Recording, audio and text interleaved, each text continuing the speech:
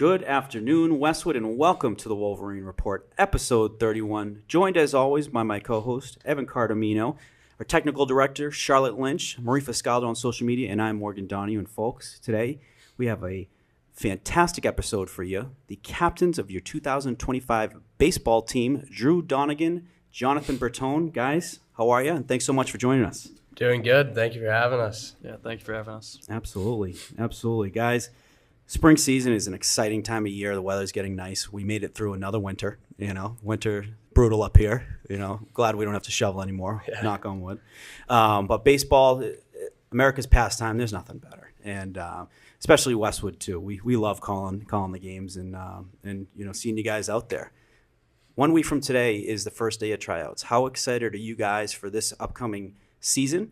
And, give us a little bit behind the scenes look of what you guys have been doing the last several months, seeing you guys been working hard in the off season as well.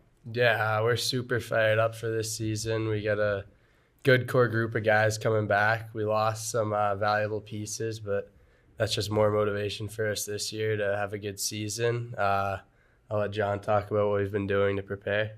Yeah, so we take all the guys that want to in the off season to 5 Tool Performance. It's right down the road by University Ave.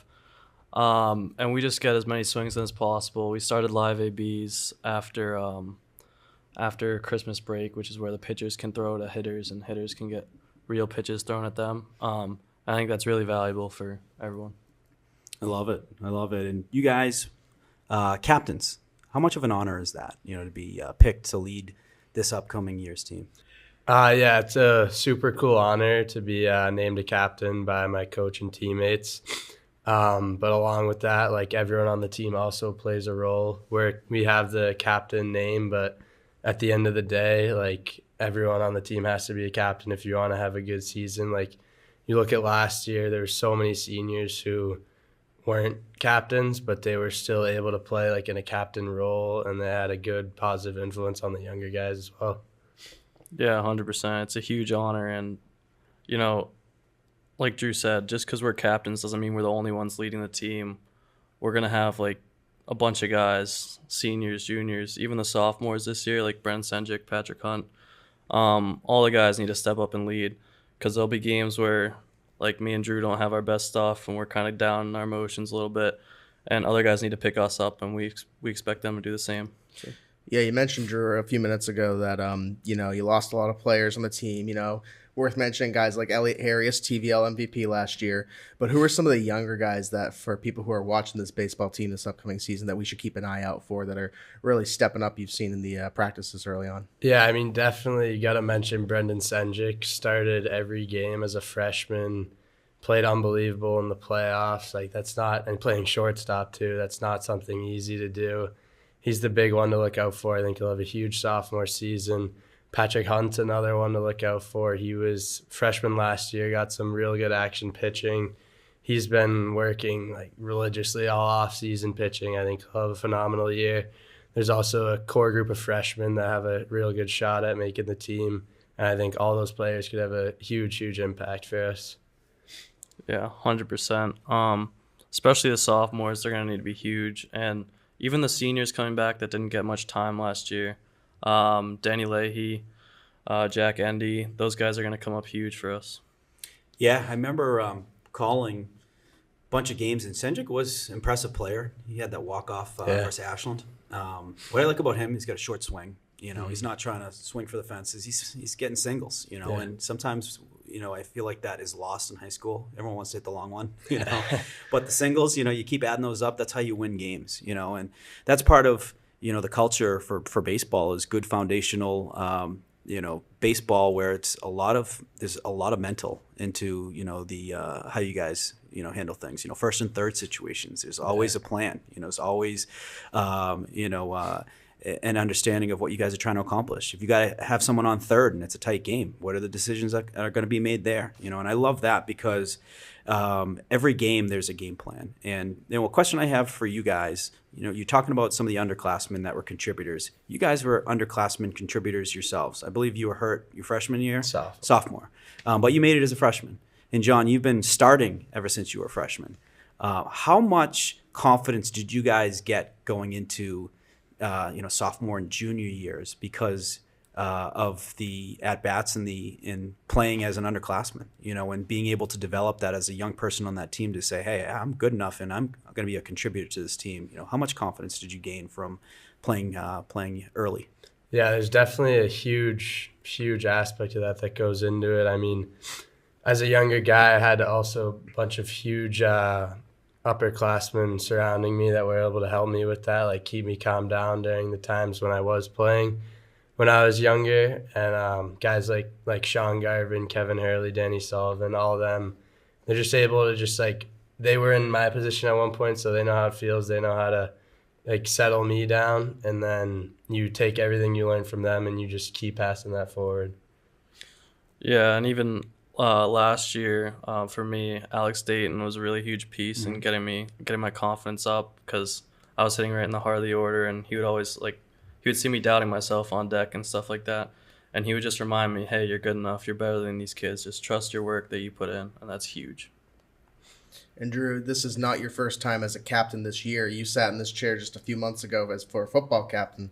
What's some of the lessons you learned as a football captain that you're sort of bringing into this season for baseball? Some things that you saw that worked really well on the football team that you want to translate to baseball, and then maybe some things that you wanted to improve upon. Yeah, there's so much that I could take away from it, even though they're such different sports. But honestly, I think one of the biggest things is just building relationships with guys on the team off the field. It just works here, everything makes everything better, your chemistry on the field. Just simple things like going out, getting food after practice, hanging out with each other, just getting to know each other. It just makes you just want to play for one another more. And question for you, John. So we've been covering you since your freshman year. You've been a starter since your freshman year. And something that I routinely say on the calls is this kid is a leader. His voice is heard when he's on the mound talking to pitchers. You do a really good job of keeping balls in front of you. Painful, a lot of them, you got to get in front of, and there's no padding. It's going off the arm or whatnot. What a sacrifice you make to do that, to make sure that runners are staying where they're at. But I've noticed at a young age, I'm like, this kid's got leadership. Where does that come from? Is it, the love that you have for the game of baseball? Do you have parents that, really set a good foundational, leadership in you from a young age? I was curious kind of where you draw your inspiration from a leadership perspective. Yeah, I mean, I think part of it is definitely my parents and how they raised me. They always wanted me to, not just follow everyone else, but, make my own path. But the other part of it comes from just, the hours I put into the game and the things I can trust. I love watching the game. I love playing the game, practicing. So all that, I can pick up little things here and there, even from watching the Red Sox and stuff like that. And so that really gives me the confidence to just go out and lead my teammates. Absolutely.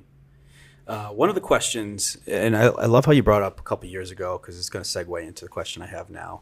Guys like Danny Sullivan, Garvin, Hurley, these guys were legends, not only just baseball. Danny Sullivan, tremendous hockey player. His sister Kate, covered, amazing hockey player. She's now she has the most points in girls hockey history now. Amazing. They graduated, and there was a lot of questions after that team graduated. It was basically the whole infield and some big bats. And you guys had made it to the round of 8, I believe. You guys then returned to the round of 8 when there was all those questions. It was remarkable. I think it was, a really good sign of next man up mentality, mental toughness, and just guys getting it done. It didn't have to be pretty, but you guys were effective. Can we expect much of that again in this season? Where next guy is going to come up, and also a team that's going to go out there and continue to just impress us. And the question mark, I would say, for this year's team would probably be pitching, just the numbers you lost. In addition to that, who are some pitchers that should be on our radar that, we'll be filling in some of those gaps this upcoming season? Yeah, I think you can definitely expect that. I mean, if there's one thing about Westwood baseball is we just always somehow find a way to win. If it's it'll be ugly, it could be versus a not very good team, or it could be versus a good team. We've been having trouble getting over that round of 8 game the past couple of years. Hopefully this year we can change that. But somehow we'll just find a way. Pitchers to look out for this year, obviously you have Luke Chandler. No surprise to anyone. He should have a very good year. And then there's also Hassan commit, by the way. That's Evan's alma mater. Pat Hunt, like Yeah. I mentioned earlier, and then you can expect a good group of positional guys who've been working on their pitching this offseason. A couple names, Danny Leahy, Jack Endy, any others that I'm missing? I think Chase Longo is going to have a huge role. Lefty specialist out there. 100%. I've been seeing some of those videos. Kudos, shout out guys. Yeah. Keeping us informed. Danny Leahy throwing in the 80s. Yeah, For him. That's a big deal. A little movement on that too. It's that's tough to hit.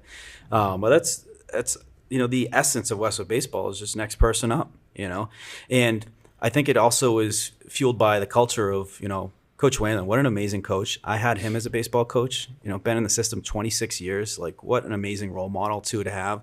And one thing he taught when I played for him was leadership, accountability. Becoming the leader. If you want to become, anything successful in life, you have to be a leader. You have to be, admired and respected by your teammates. And part of that is working hard, being honest, having their back. And, those are tools that I've taken into my own life that, were so beneficial for me. And I loved playing for him. I love that man. How much do you guys enjoy playing for him? And how much has he helped kind of turn you into the men and leaders you are today?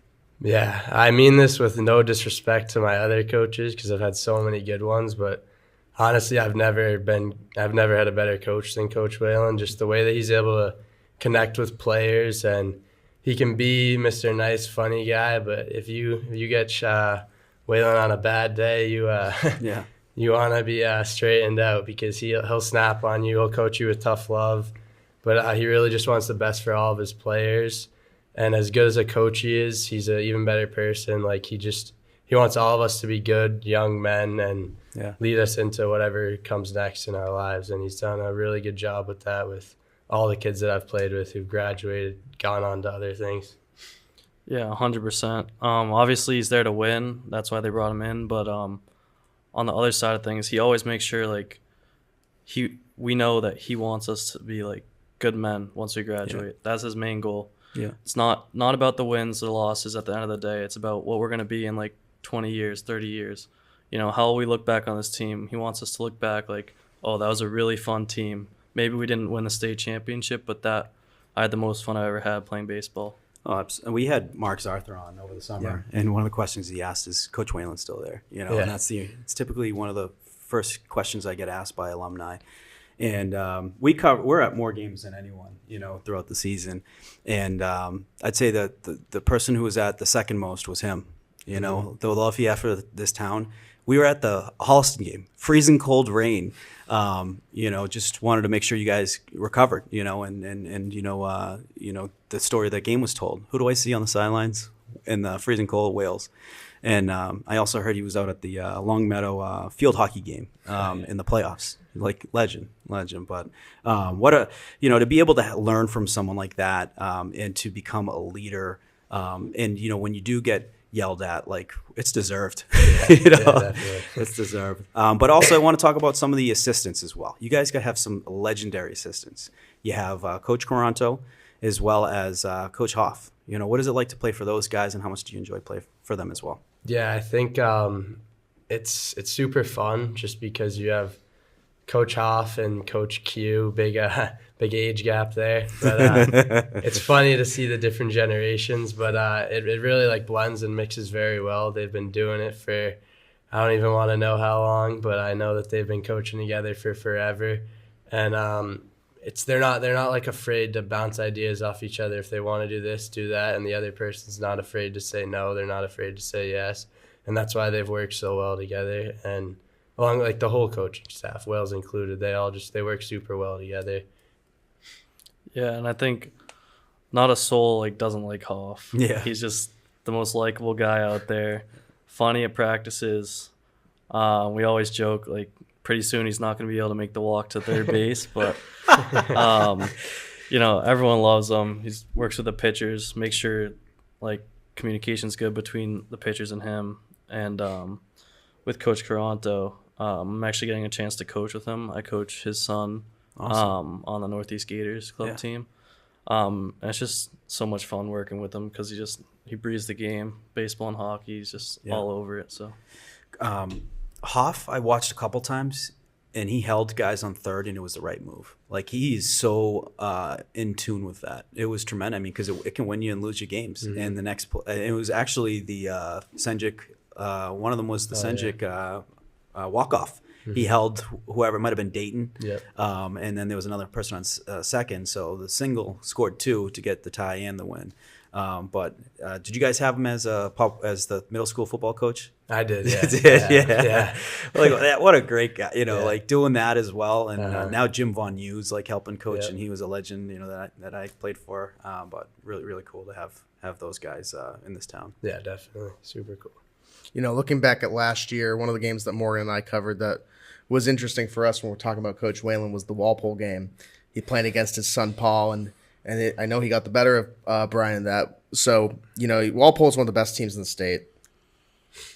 I haven't taken a deep look at the non-league games, but I know Coach Whalen does a good job of choosing tough opponents for the non-league games. What's that schedule look like? And is there any non-league team that you guys kind of have really circled on the calendar, like we really want to get that team?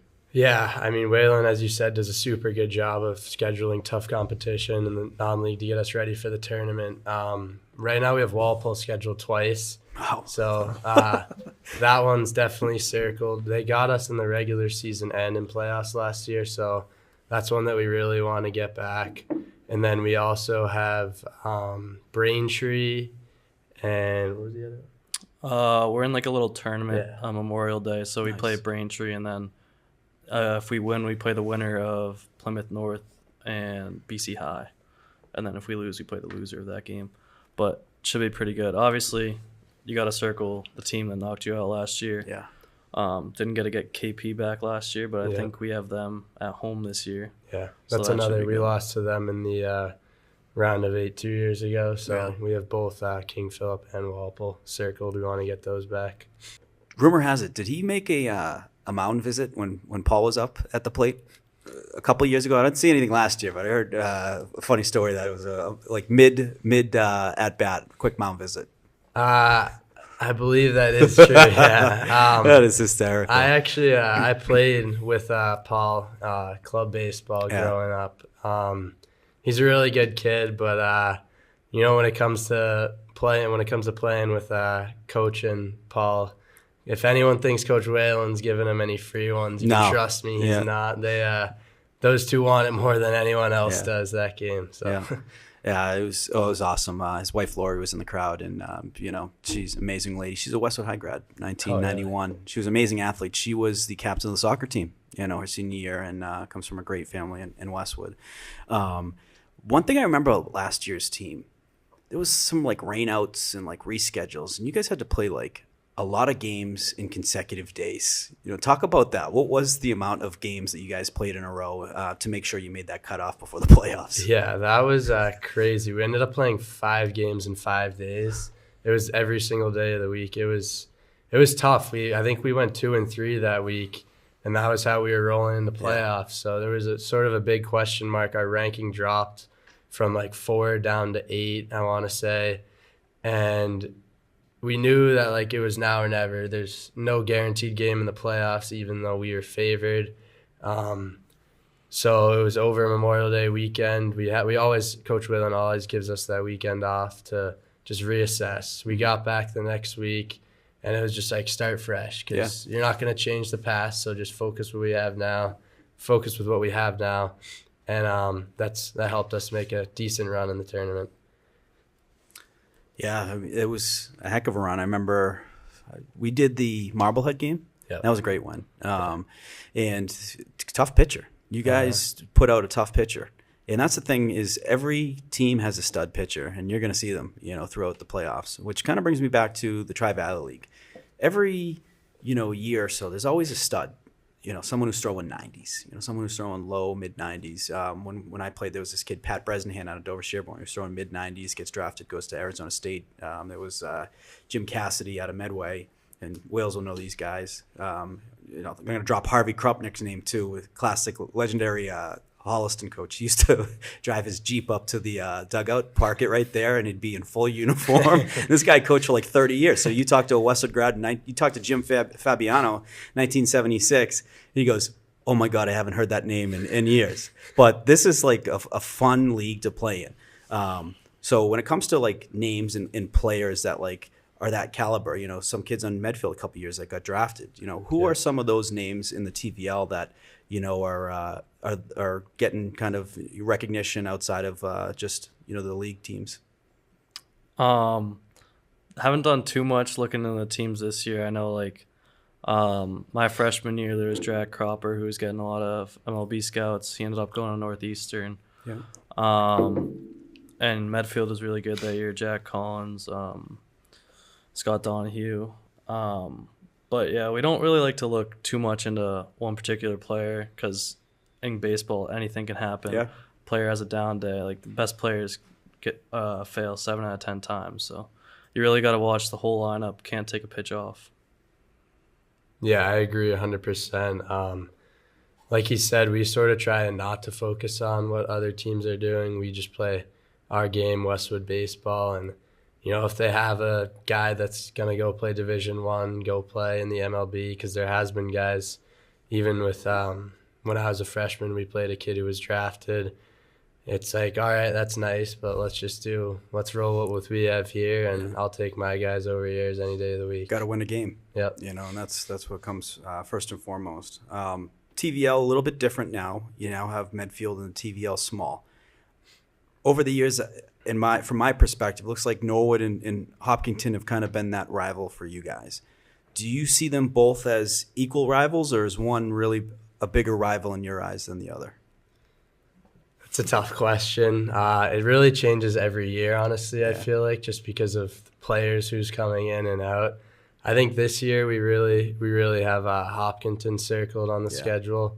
They got the better of us in what was for the TVL title last year. And, we really want that one. Yeah. Yeah, Norwood, you guys had 2 fantastic wins against them. They're usually top 8 team in Division II. How big were those games as measuring sticks for you guys to say, yeah, we're a heck of a team? I think that first win was certainly the first one where you're like, okay, you started off good. You guys started off, I think, undefeated in the first 4 or 5 games, and then went into Norwood where you're like, this might be the one. No, you guys won that. How important was that win to just create that identity of last year's team of knowing what you guys were capable of? Yeah, that win was huge rolling into it because they were undefeated when we were playing them. So we knew that the game would have TVL implications later down the line. And then also it's just always nice to beat your crosstown rival. I mean, in any sport, honestly. Yeah. But yeah, those ones are always huge ones to get because, like you said, they're always a top team in D2. So that's another one that helps down the tournament later down the line with your ratings, seeding, all that stuff. Yeah, another cool aspect of that game is my freshman year and this year, we're going to have a night game there. And it's always fun playing under the lights, especially against a rival like that. My freshman year was a Friday night, and there were a ton of people there, and it was one of the most fun games I've ever played, even though we lost. But we need to do more of them. It's Westwood. Unfortunately, you can only do it on the road, but girls can do softball at Morrison, and that's one of our favorite things we've called, and we'd love to see more of those. But Norwood's great too because there's a lot of football players on the team. I hear Dwyer's a baseball player. And the guy from Norwood, Eddie the Buffalo Hickey, who called the football game, also covers baseball. And I had worked with him on that the football game, and I think we're gonna try and do the baseball as well. Provide a Westwood perspective, maybe throw a little something on the line, get a Wolverine hat on his head, after a big win. So we'll figure out those details. But that's what just makes it that much even more fun. My father's a Norwood High grad, and I love busting his chops when the Wolverines get the best of the Mustangs. But one game in particular I remember, and we kind of discussed this during the football season, is other games that were big games for just confidence in team identity. And I think it was that road game you guys had in Hopkinton, where I think they got out to an early lead, and it was a night game. Which those are I feel like team building type games. You have the bus ride, on the road versus a tough team. You come away with the win. There's no better bus ride home, in my opinion, than a 40-plus minute bus ride after a big road win. It's the best. Everyone's having a good time. But you guys went on the road. Elliot Harris tremendous on the mound, and you guys got some timely hitting, which those I think are huge for confidence of getting it done what matters the most, and also just smart baseball. You did everything right. How big was that game last year on the road, and how enjoyable was that bus ride home? Yeah, that game was so big. I mean, there were so many times last year where Elliot Harris just put the team on his back and said, "Everyone come with me." So there's a lot of memorable moments from that game. One of my favorites going to be when Tommy Teixeira just took one off the face and he just turns to the dugout and just starts screaming, getting us fired up as if like nothing happened. The Marine. Yeah. Shout out Tommy T and the Marines. But yeah, like you said, like it's just those games they're so fun when you're playing under the lights, and to get a big one like that to crush their spirit and just boost ours, there's nothing like it. Love it. I already have Tom Nappy reaching out to me. He wants me to cover. I think the girls and softball game and the baseball game is a little bit staggered.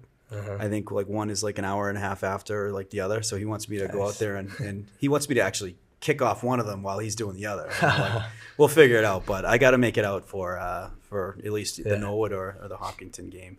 But those are amazing. So you guys, tryouts start on Monday. How many spots are open currently, would you say?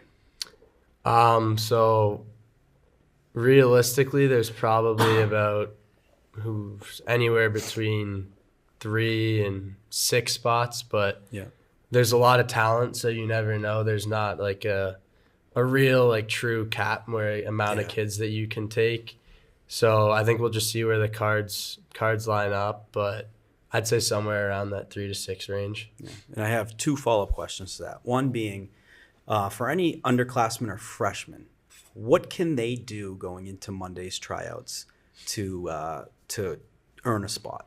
And the other thing is, some kids, think when they don't make varsity that's it for the year, when it couldn't be further from the truth. Coach keeps in touch with the JV coaches and whatnot. And, if someone's got a hot bat, he's going to bring them up, and he's going to probably put them in the starting lineup too. So what would you say in terms of kids who don't make varsity on, the opening lineup of, that there's a good chance, you can still find a way to find your way on varsity by the end of the year. So first question being, what can someone do, underclassmen, to earn a spot on the team? And then the other being, how often does, a kid end up on varsity that didn't start on varsity? Yeah, I think the biggest thing anyone can do is just hustle. That's how you get on the coach's radar. They know like we haven't got a lot of time outside so far, so that's most kids' first time or second time getting outside and really getting to throw a long distance. So they're not expecting everyone to be perfect with their throws and stuff like that. And another thing, Wales always tells kids to bring their hats, because he'll make you wear a helmet. He's not scared. Mm-hmm. And then as far as like, if you don't make varsity, I think Waylon's one of the best coaches at like really using all 3 levels. I think Brendan Senjic actually started on JV for a scrimmage. Wow. And then Wales realized he can really impact the varsity team, so he brought him up. Same with Pat Hunt. So I think baseball, that's one of the biggest sports that uses like all 3 teams. He'll pay attention the whole time. Yeah, I mean, adding on to that, like he was saying, how we'll use all 3 levels. Like there was times last year where I got cold and Wells was like, why not put in this younger guy? So there's times where I'm getting subbed out for a guy who was on JV the other day, and I'm sitting there like, what are we doing? But I mean, when you look in the long run, it's he knows what he's doing, and he does everything for a reason. So you just have to trust him. And yeah, going back to the question, if you aren't on varsity, if you're not happy with you are, your time will come. There's no need to worry about it. Yeah, and I think that's a great example of your leadership is you put the team first. You played 3 different positions last year, and it was because it was needed. You played first, I believe. I saw you at catcher at one point, and then I saw you at third base. Are you anticipating playing more than one position this year? And what is that natural position for you? Yeah, I mean, honestly, I wouldn't even really say I have a natural position. I sort of just, wherever coach puts me, I'll go, and I'll just do my best there. It doesn't really matter to me. I just want to go out there, obviously win games and have fun. and whatever gets us wins, I'll do that. Yeah. So One of the best fastball hitters we've seen over the years. You had one to like dead center, which, you know, I think you hit the post on the wall, which we were saying like before the Walpole game last year, we said we haven't seen a home run here. And then Luke Chandler hit one to Venus. It went over the scoreboard. And I think in that same game, I think that was the game where you literally hit one to dead center, which is deepest part of the ballpark, and you know, hit like the pole. Like, it was like, my goodness, that thing went out quick, and you know, it was impressive. You know, a great hitter. You know, and I think that's when you can be that person wherever I'm needed on the field and have a great bat. I mean, that's just leadership, you know, to a T, and then a voice that's heard and respected by your teammates. You know, that's like having a second coach out there. You know, Looking back at last season, what are some of the things as a team that you guys are looking to improve upon skill-wise? Like anything in terms of your hitting, fielding? I really think it's just everything. We need to be really tight this year. Obviously, pitching depth is not where it needs to be. So we need to make up for that with our fielding and our at-bats. We can't let any at-bats go to waste. We need to get better at bunting for sure. I know that's a big area where we've struggled the past few years, and everyone 1 through 9 needs to be able to get it down, because Waylon will call it wherever. It doesn't matter if you're the 3-hole hitter or the 9-hole hitter. yeah, we've seen 4 hitters get called for the bunt, and the body language hysterical sometimes. You're like, you know, give him the Palm Sunday, you know. Like, but that's just it's fundamental baseball, and he does such a good job at it. Where, you know, and I'm watching over, because it's like I feel like I'm back wearing the uniform when I'm calling the games, and I see a guy on first base, I see one out, you know, and I'm trying to tell the viewers what, you know, is going on in his head. And then you know, if it's a 0-0 game and it's the 5th inning, and that trying to get that runner over to third, he's got 3 different ways he can get them home. You know, he can do you know, the safety squeeze, you know, not even just a squeeze. So there's even just different things that he's got going, but a very cerebral coach. And that's something I think I'd probably add to kids who are trying to make the team. You got to be prepared mentally for all the things he's going to ask out of you, you know. So taking your leads, secondary leads, that I feel like is the most important part of the first week of tryouts, is the learning, you know, and doing that. It's a lot of running, you know, because the fields really aren't in the shape, you know, ready, you know, they're not, you know, game ready and whatnot. So you got to find a way to get all that done. So walk us through what that week's going to look like for you guys. So how much of it is it, you know, just him seeing, you know, what are those daily, like the Monday, Tuesday, Wednesday practices like? And then at what point does it advance into a scrimmage? Yeah, so it's honestly sort of reversed for us, because Waylon just wants to get a look right away, like how people react in game situations. And that's how he wants to build his roster. So normally we'll get right into scrimmages. We'll obviously do our warm-up, stretch, all that stuff. But then he wants to go right into scrimmages. And then once we sort of have the roster finalized, we know who our core group of guys are, who we're rolling forward with. Then we'll start to get into our practice, where we'll do situational stuff, obviously batting practice, tee work, all that stuff. Yeah, and there's no one better, in my opinion, in the social media game for teams than you, Drew. You know, what you did for football, like, and growing that and building excitement around it was awesome. Are you planning to do the same for baseball this year? Oh, yeah, absolutely. Got to spread the word and try and get more kids in the program, more people at games, all that stuff.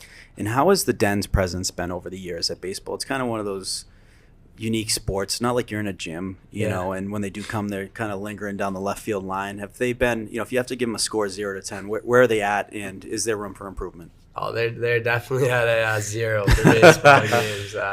The Den is a very, very small presence. The one game I do remember was Marblehead over the playoffs. I think it was Mr. Pizzuto who got a grill out there in left field, and we had a big crowd there. But I mean, it just makes it so much more fun. And when everyone comes out to a baseball game and you're playing it, there's just really like nothing really compares to it. It's like you as a little kid, the little kids watching, that was you one day, and it's just cool. It's really cool. Yeah, a question I have that I think we should probably ask more of is how can we improve upon the experience, the game day experience? Are there things that could make the experience, more memorable? Like announcers, announcing you to go to bat, go up to bat, maybe a walk up song, stuff like that. Are teams doing that?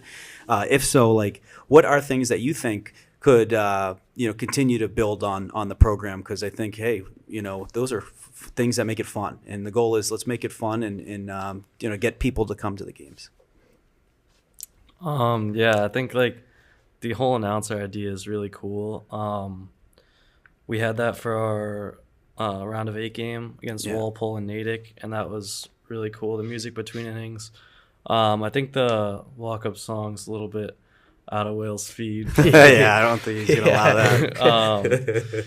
But yeah, just like the announcer would be really cool, and also just getting fans maybe something like a little snack shack or like a little table that sells snacks at games could get a lot more people, and I think that'd be really cool. Yeah, I agree. Just the smell of a grill. Yeah. Smell of burgers in the background, that'd be pretty cool. Yeah. That'd be definitely. cool. Yeah. If you guys could have a walk-up song, what would it be? That's a tough question. I want to know yours after. I want to hear everyone's here. Maybe Pump It Up. That's the first one that comes to mind. It's a good one. Yeah, that was what they played in KP before I let off in my freshman year. So got a little bit of flashbacks to that. But I don't know. I haven't thought too much about it because obviously we don't have the opportunity. But maybe like Power by Kanye or something. You don't think about it at like Fenway Park, with the World Series on the line. Up next, John Bertone, and just a little something to kind of calm the nerves. Evan, what's yours? Oh God, I gotta think on that.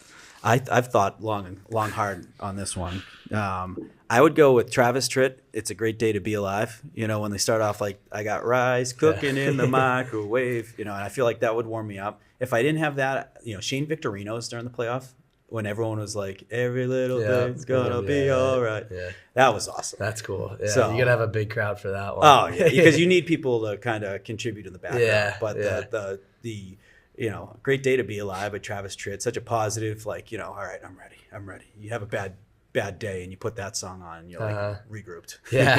Yeah. I'm taking a page out of a movie from the 80s. The name's slipping from me, but Wild Thing. Yeah. That movie. What was that Major movie? League. Major League. Major Yep. League, Yep. That'd be. So wow. That'd probably be the pick. Well, that's kind of like a pitcher song, when you're coming out from the bullpen. Yeah. Yeah, he does do that. He's the pitcher. It is kind of like a badass song. Yeah. Like you come out and like you're ready to throw a hundo, I'm intimidated before I even go up to the bat. If Rick Vaughn's coming out and he's got the haircut and the glasses. What if any goals do you guys have for this year's team? When we talked about the football season, you specifically said we want to win the Tri-Valley League. You guys did, and you went out. And there's nothing that we love more than after a team wins the Tri-Valley League, we go back to the podcast and we find that clip and we post it. So what is the clip that we're going to go back to, 2.5 months from now to post because you guys just accomplished it? Yeah, I mean, I think a huge goal. It's obviously a big one, but I think we have the pieces to do it this year. We want a state title. It hasn't been done since 2008. Oh yeah, for Westwood, and we've been close the past 2 years. We're knocking on the door. We just need to get over that hump of that Elite 8 game, and then just keep rolling from there. So that's the real big goal. Yeah, 100%. That's a really big thing for us. That banner is almost as old as me. So that, and then Coach Whalen always says, get our 10 wins, get to Bolingbrook, then the TVL. Take it one step at a time, because based on our strength of schedule, we could make the tournament every year, like even if we went 0-20 pretty much. But he doesn't want that. He wants us to earn it. He wants us to get in based on our strength and how we play. Yeah, adding on to what Bertone was saying, once every team that Coach Whalen has coached, once they get to 10 wins, he takes the team out to Bolingbrook for an ice cream. So thank you, Coach. Didn't do that for mine. So really? Coach, I think I got to join these guys when that happens. But I mean, easy on the 2008. That was 3 years after I graduated. Making me feel old. I see the gray hairs popping up now, but I hate the additional reminders. Well, guys, thank you so much, man. We're pumped up. We're super excited to call the games this year, and we're excited for the prospects of the season. And chasing after a TVL title, and looking forward to going to some away games as well. And hopefully we have some good community media, bets on the line where I'll bring an extra Westwood hat and we'll make and I'll make sure the picture was taken too. That never happens if the picture didn't show it. But thank you guys so much for coming on. We wish you the best of luck. We're looking forward to the season, and appreciate the time. And we're gonna have a fun year ahead of us. Yeah, thank you for having us. Thank Excited you. for the season. Absolutely. Well, thank you folks for tuning in. Episode 31 of the Wolverine Report. Looking forward to seeing you all on the next one.